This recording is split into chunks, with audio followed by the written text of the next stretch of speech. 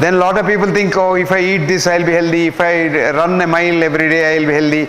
If I run marathon now and then, I'll be healthy. All not correct. You are healthy if your mind is healthy. You don't have to even run nothing of the sort. You can eat anything as long as you don't eat when you are not hungry, you are fine. If you don't eat too much and become obese, you are fine. Eat what you like. Your ancestors did not ask what to eat and what not to eat. Today you see a lot of things. What should I eat? Should I eat? Then you see the advertisement. They'll say, oh, you are now weak, so take this something, protein, extra protein, 14 proteins, and then for children, 37 things come down and fall into that glass. It's all 100% advertisement. You know what advertisement is? John Kenneth Galbraith, who was one of our ambassadors and was a professor of economics in Harvard, wrote a book in 1956 called Affluent Society, where he said, advertisement is to tell, not to tell about the product to the consumer. It is to entice the consumer to buy the product when he doesn't need it. You go to a mall, you see 3 shirts for 1 shirt's cost. Now that's advertisement. एक साड़ी ले लीजिएगा, 2 free. There's nothing free. 1 sari, he paid all the 3 saris cost. So this is all enticement. So don't believe any drug or any food that is advertised is poison. So food that is your ancestors eat. What is the best food for people? Some people say, I'll have this diet, that diet. What's that called?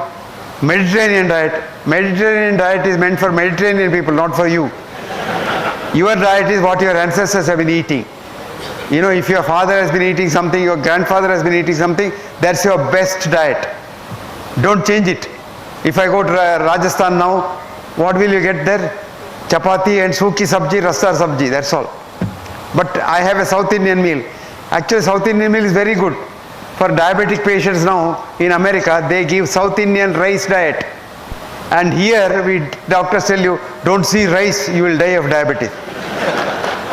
Actually, rice, brown rice, has a medicine for diabetes called metadicol. It's come from the taudu, the cover, the bran. But white rice, of course, is poison because it's only sugar, nothing else is there. Brown rice is so good that it's a treatment for diabetes. But nobody bothers. Now recent studies have shown that your own environment is your best thing. And a lot of people say, oh, we take hunter-gatherers diet. Hunter-gatherers is to work very hard. Their diet can't be suitable for you. But your diet must be something different. Your father might have been eating a big meal, but he was working very hard. You don't work. See, young ladies now, shoulder pain, frozen shoulder. I still see, I can visualize my mother. She used to grind for idli. Today who grinds? You press a button, chirr, it goes. That is the cause of your illness, not the diet. So the idli is the same, whether it is made by chirr or this. But with this, she was healthy because she was grinding it. And you take water from the well, it's very good for health. Today no, you just turn the tap, water comes. So this is where we have become now almost immobile. That is why we require exercise. But we doctors sometimes blindly tell. I saw a young doctor the other day telling a farmer, you must walk for 1 mile. I told him, young man, this man will walk all that you have walked all your life in 1 day. Have you ever walked in a wet field? It's so difficult to walk in a wet field. You put your leg there, it goes deep in, gets stuck there. To pull it out, you require energy. This boy doesn't know that because he has only studied at the medical college, read the books, and he's reading the books onto the patient. That's our problem. We read the books onto the patient. And patient asks a question, you say, don't ask questions. It's silly. That gentleman who was with me was telling, he has a cousin who is a doctor, I believe. When he asks questions to her, she says, don't come to see me anymore because your silly questions I can't answer. But his questions are so profound that no question is silly. Answers can be silly. Questions can be very profound. And he had a very good question actually.